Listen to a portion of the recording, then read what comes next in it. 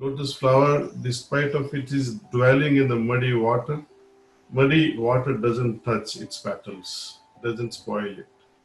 And so is our mind and heart combination. We can train it in such a way, arrive at such a sthita pragya state with a well-done meditation. The whole human system is all electromagnetic field.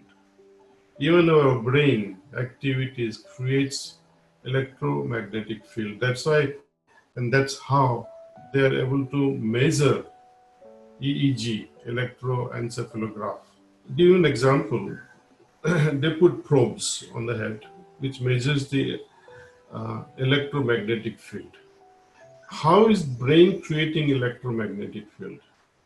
Brain with its nerves, its network all over the brain, millions of them, rather billions of them. Each time we think, each time we have emotions, it generates certain chemicals. These chemicals, as they pass, it creates electrical field. And this electrical field, in combination with other nerves, creates the magnetic field. This electromagnetic field can be measured today through technology. Imagine a child who is thinking so fast. You have seen children, no? Before you finish answering them, they have a next question. They're very rapid. And the graph produced by such brains will be very fast, be very rapid. Versus, let us say you are sitting under the tree in your backyard and reading a book or listening to music, and someone measures your EEG. It will be very slow, right? It slows down tremendously. Similar thing happens when we are about to go to sleep. Brain waves slows down because our electrical magnetic activities are less, because our thinking is less. When we are deep, very deep in our sleep, you will hardly see 3 to 4 waves per second. So this is the beauty of studying EEG. And when we apply the study of electroencephalograph and measure it in a person who is meditating,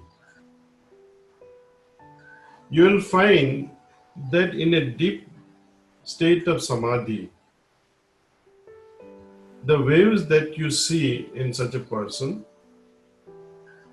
will be like a person who is in deep sleep.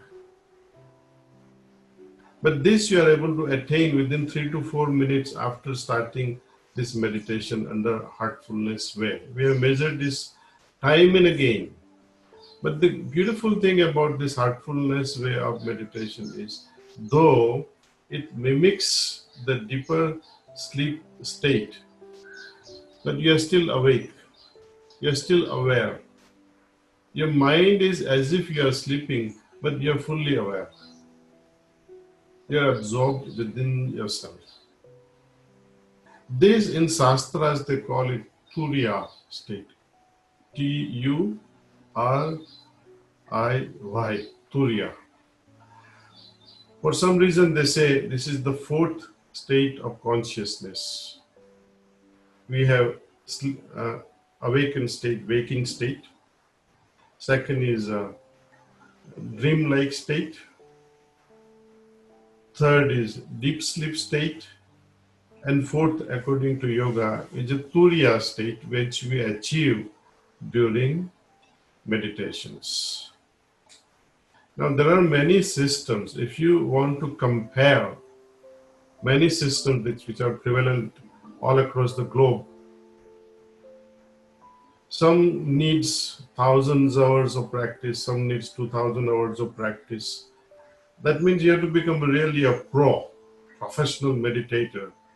So much of practice is required to arrive at this wave. They call it delta wave or the Turiya state. But through heartfulness meditation, even the first time meditator would arrive at this delta state because of this help of pranahuti we use during these meditations. And when this turiya state we experience during meditation